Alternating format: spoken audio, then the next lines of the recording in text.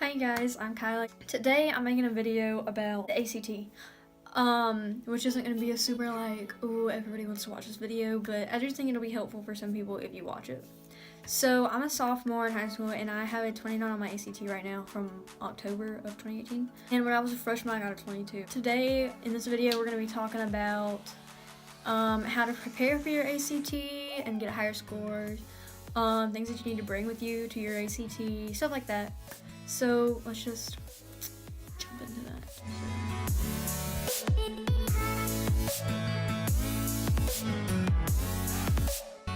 When I was a freshman, a lot of people in my class took the ACT in October because we wanted to. I don't really know why.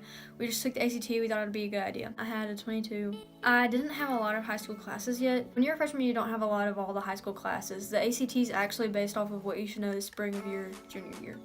So as a freshman, you don't really have a ton of classes for that.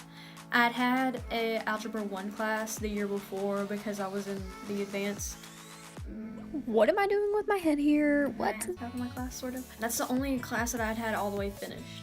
As a freshman, you're not going to score super high on your ACT, usually because you don't have a ton of high school classes, unless you've taken some like a year before or something like that, like I did, which the only one I had taken was Algebra 1. So that did help a little bit. Another thing that'll help you score higher is if you've been like reading throughout your life. People who read a lot typically get higher scores on their ACT. I don't read a ton currently, but throughout my life I've read more than average, sort of, I guess. I mean, it doesn't matter what kind of books you're reading. Like, even if they're like Nicholas Sparks books or something like that, or like Percy Jackson, anything like that, it still counts as reading, and it'll help you do better on the reading and English parts of the ACT. Another thing that you can do to help you is reading nonfiction books.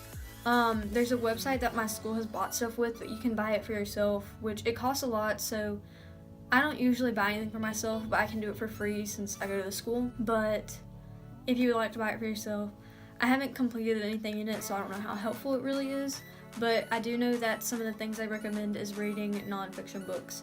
One of the nonfiction books they recommend is this book called Freakonomics. I got it through our school because they use it for ACT prep, which you take your junior year at my school. I haven't read it all the way. I'm like here. Nonfiction books will help you prepare for the ACT because most of the passages on the English and reading are nonfiction. Also, it just helps you get better at the English portion because they're usually written, not usually written with better English, but it's typically written with better English. If you don't read a lot right now, just start off easy. Just take some books that you might like and read them like 10 minutes a day. Like, if you're reading nothing a day, then reading 10 minutes a day is better than nothing. But get to where you can read like 30 minutes a day, an hour a day. I don't read an hour a day, okay? I'm not saying read an hour a day, but if you don't read at all, that could definitely help you do better on the English and reading. Another thing is, I have a notebook that I just started recently. So what I'll do is I'll take practice tests, which I do them individually. I don't do all 4 tests when I do my practice tests. I do individual ones. So what I've been doing is focusing on math. And so in my notebook, I have some notes here. These are some questions I had missed that I wrote down to ask my math teacher about. Here I have 3 math ACT practice tests that I printed out. There are different places you can go. The ACT website has some practice tests that you can look at. I went to blog.prepscholar.com, I think that's what it is. Usually if you just search anything for the ACT, that'll pop up somewhere in the searches. So just go there. They have a list of free ACTs that you can go to. So I printed out a few of them. What I do is I take them, I set the timer. It's my editing self. I forgot to mention that I'm working on the math test mainly right now. At the time of filming this, I had a 24, but I'm pretty sure when I got my last test back, I had a 27 in math. So that's good. It went up after doing this, so, and I only did that for a week. Yeah, that's good, so y'all do that. So the math test is 60 minutes long with 60 questions. So each of these tests here have 60 questions, and I set a timer for 60 minutes, and I'll take it for that hour. If I'm not done with the practice test before that hour is over, I'll keep taking it, but I'll put like kind of a mark. where the hour stopped, which hasn't happened a lot. Usually I'm pretty good on time. If you go over time a little bit, keep answering the questions just to see if you get them right or not, and know if you need to focus on concepts or the time of the test. Because sometimes you're super good at the test, it's just the time that you need to work on. So after you take your little practice test, what you're gonna do is have a little notebook. I just have one of these notebooks. On the inside, I have this little paper here that I put over it so that I could write things on it. And I wrote down things I need to do. So on each practice test, I mark questions that I'm unsure about and why I'm unsure about them. If it's a concept, if I just don't remember, stuff like that. After you take the test, you're going to review the questions that you marked that you got wrong, and also questions that you marked even if you got it right. Because sometimes you'll make a good guess, but you don't understand the concept. Because what you need to do is make sure you understand the concept so that on the actual test, it'll be a different question on the actual test. You need to understand the concept is what I'm trying to say. To review the questions, I cut them out. As you can see, I have them cut out here. I have a few pages of that, where I cut out the questions that I missed. And then what I do is I write what my mistake was. A lot of the time my mistakes are careless mistakes, like I don't read the question all the way, stuff like that. So after you figure out what your mistake was, you're going to ask yourself questions about it. So if it's about content, you need to ask yourself, what specific skill do I need to learn and how will I train this skill? If it's a specific skill that you need to learn, you can always ask your math teacher about it, or go on khanacademy.com and search up the specific concept. They'll have practice things and videos and stuff like that, especially if you've forgotten something from the past, like, and you just need a review of it. That'll definitely help. If the reason you missed a question was an incorrect approach, you need to ask yourself, how do I solve the question, and is there a general rule that I need to know for the future?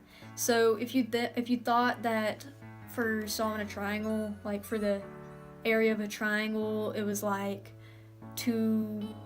base squared times height, and that's wrong, then you need to figure out why you missed it. Then you'll know, oh, this is why I missed this question, and then you should practice some problems like that. Another thing is if you get a wrong guess, because sometimes you will need to guess, especially towards the end, because the math goes from easiest to hardest questions.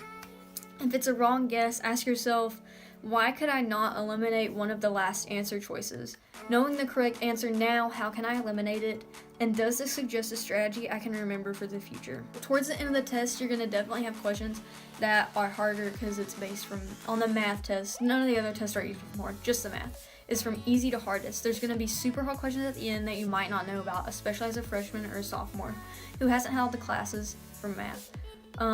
Which the ACT is supposed to only go to Algebra 2 and like the concepts it tests.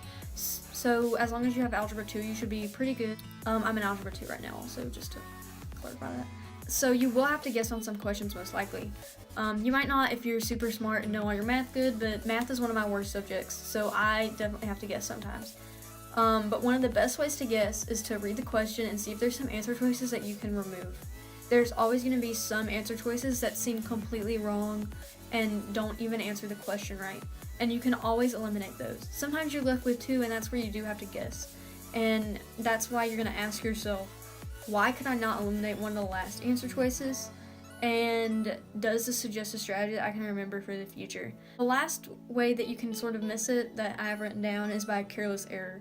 If you miss it by a careless error, ask yourself, why did I misread the question, and what should I do in the future to avoid this? The reason I misread the questions is because I go super fast through tests. So what I do now to avoid that is I underline questions on the test to make sure that I read the whole question. Because by underlining it, you are teaching yourself to read the whole question, and you're making sure that you're reading it all. The reason you need this notebook is so that you can flip through and remember the mistakes that you've made, and it'll help you practice and work on them and make a better score next time, hopefully. If you read a lot, if you do the notebook, you can do it with any of the tests, not just math. I don't have a lot to say about English and reading because I haven't had to practice on it a lot, but you can always look up stuff about it. blog.prepscholar.com is a super great place to read on the tests and stuff like that. So that's all I really have to say for this. I might make more ACT videos later on to help y'all out if my score goes up and if I have some more tips for you. So subscribe to my channel. I don't usually post ACT videos if you're not interested in that, but I do post other videos, vlogs, stuff like that. So if you're interested in that, then you could always subscribe and comment down below any other kind of videos you want to see. If you want to see more ACT videos, that's fine. Like this video if you do. If you don't comment, just so that I know. And I'll see you guys whenever I have another video.